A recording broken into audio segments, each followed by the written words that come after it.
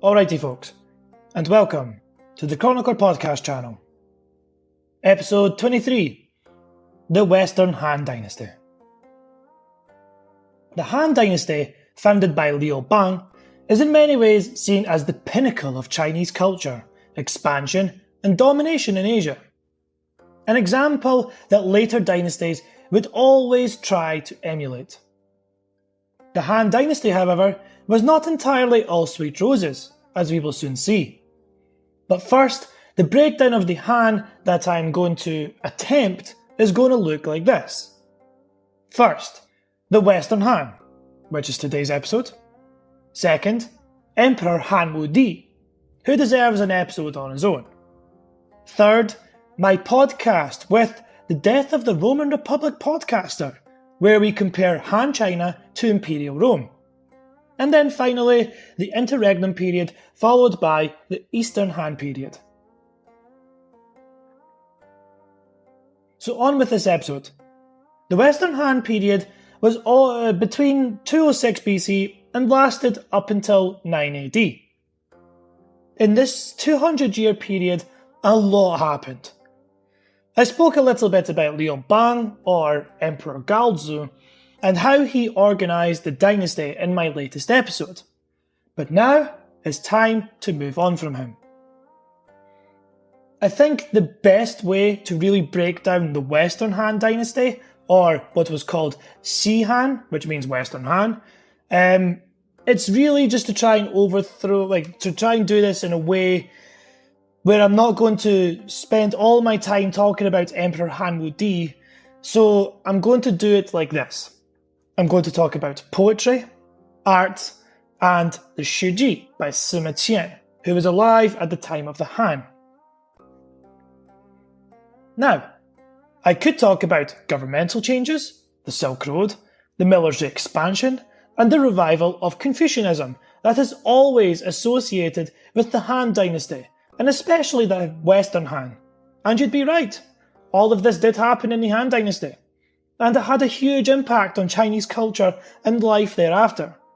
But remember what I said, I'm trying to not take anything away from Emperor Han Wudi, who is pretty much responsible for all of these achievements. Now you know why I think he deserves his own episode, right? Okay, so the Han Dynasty was a time where Chinese culture and identity began to flourish. Even though many of the original Han temples and buildings had been destroyed by many civil wars in China since its fall, the Han legacy has lasted through its language and culture. The largest ethnic group in China are called the Han. Where do you think they got their name from? It was the Han Dynasty. Even in Chinese language, the words for Chinese language is either Zhongwen, which means the language of the Middle Kingdom, or it can be called Hanyu. This literally means language of the Han. So well done, Han Dynasty. You managed to create your own wee legacy in the language of 1.4 billion people. So how was this language used? Well, if you think about it, people just had a hard time during the times of the Qin and then the Chu Han contention, and now, all of a sudden, they were free. So they wanted to express their inner emotions, simply because they now had the time to do it. And they had the time to do it without thinking about getting stabbed from someone. And this is where we begin to see poetry begin to flourish at the time of the Han. A new genre of poetry had begun to emerge, which was called Fu poetry. Fu, roughly translated, is kind of like rhapsody, or poetic exposition.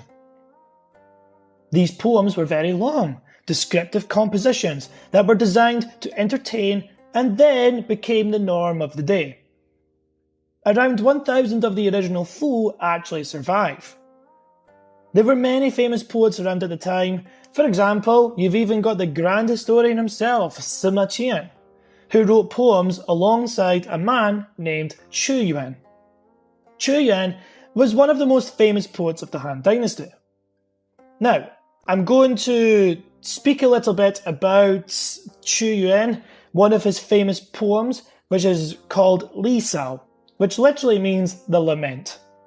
It is not only one of the most remarkable works of Chu Yuan, it ranks as one of the greatest poems in Chinese or world poetry. It was probably written during the period when the poet had been exiled by his king and was living south of the Yangtze River. But enough of that. Let's go and dive in to what the poem actually says. A prince am I of ancestry renowned, illustrious name my royal sire hath found. When Sirius did spring its light display, a child was born, and tiger marked the day. When first upon my face my lord's eyes glanced, for me auspicious names he straight advanced, denoting that in me heaven's marks divine should with the virtues of the earth combine.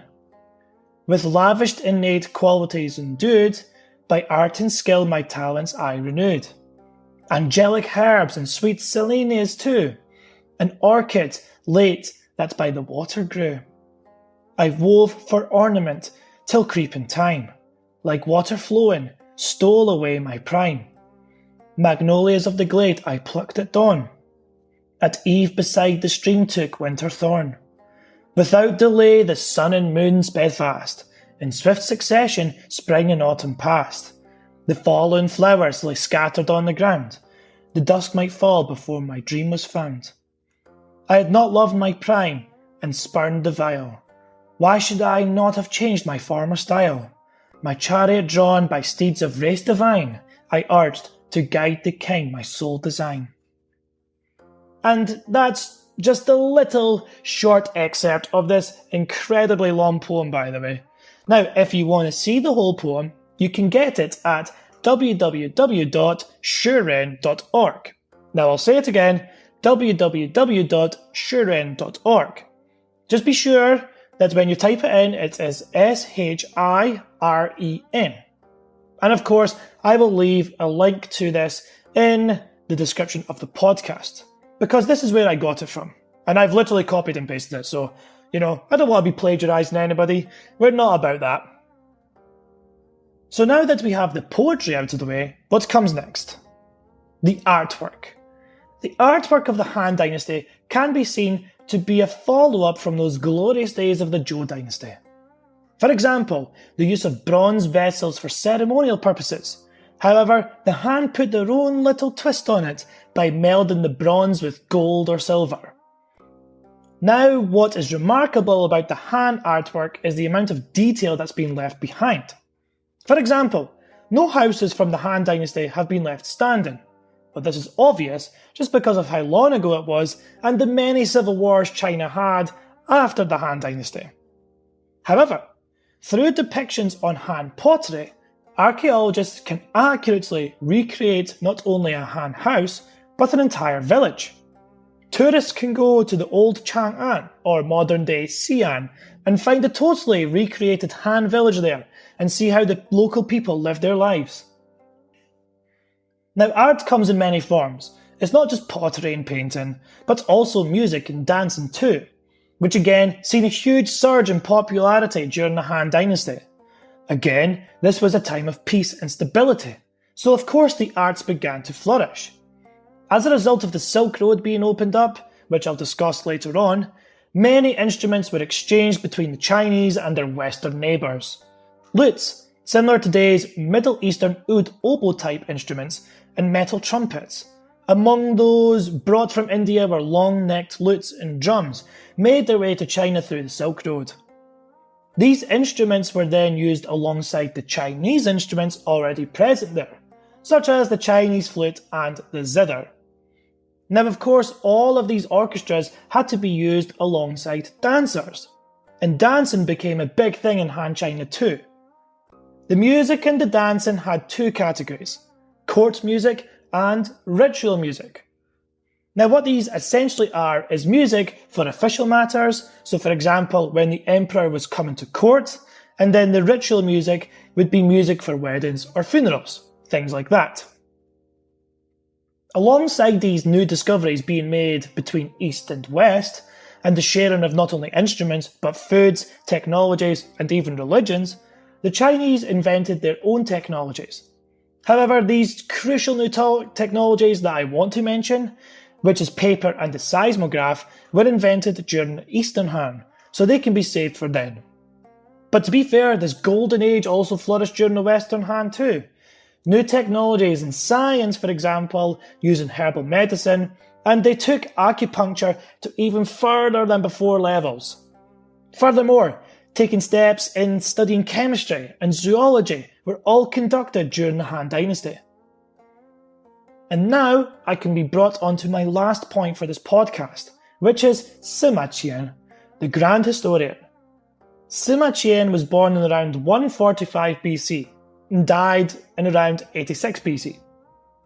He wrote the Shuji, or the Records of the Grand Historian. Simechian travelled across the Han Empire and compiled his documents trying to find out everything that happened in China as far back as he possibly could. This is where all, or most, of my sources have come from up to this point. Simechian's Shuji.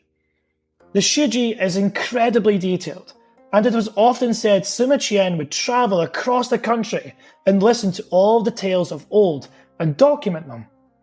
From there, he could write his great work. So the tales of the Xia dynasty, and even the sage kings before the Xia, and Huang Di, and Shennong, and before them, it's all in Simechian's book. Now surprisingly, Simechian wrote all the way up to his current present day, and wrote about his current emperor, Han Di. I said surprisingly because he actually wrote not all nice things about his master, to which he was castrated. By all accounts, the two made a deal.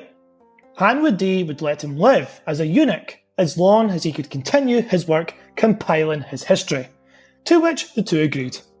I, for one, would choose death. To hell with that. Just remember that when it came to Chinese eunuchs, it wasn't part of the package that was removed, it was the full package. So yeah, that's a big no from me. And speaking of Han Di, this is where I'm going to leave this podcast episode. Just because next week, when we talk about Han Di, we're going to be talking about the military expansion and the revival of Confucianism and the imperial examination system which he introduced. All of these things stem from Han Di. So I feel like this is a good way to break it up.